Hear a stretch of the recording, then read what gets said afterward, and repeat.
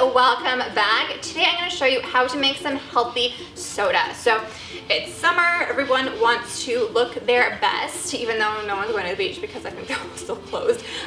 But this is a fun hack that I've used for years, just like in my personal life, and I think it's so delicious, and I was like, why haven't I shared this with you guys? So I'm going to share it with you guys today. So let's get started.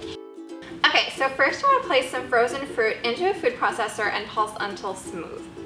So I'm using strawberries here to show you, but you can use any kind of fruit that you like.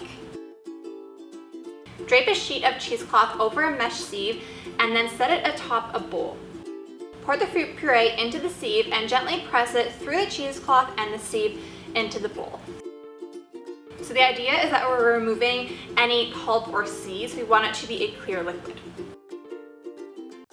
And you can use the extra pulp and everything that's left over to top with yogurt so that you don't waste anything, and it is so delicious when added to yogurt.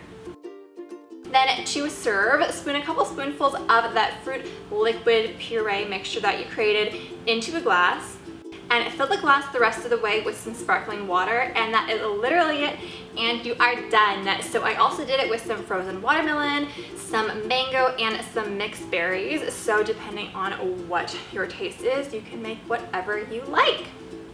So thank you all so much for watching. I hope that you like this recipe. If you have requests for healthier versions of anything else, definitely let me know. I can show you how to make some healthy brownies, or off the top of my head, I have no idea, but or anything that you like. If you want it healthy, I will find a way to make it more healthy.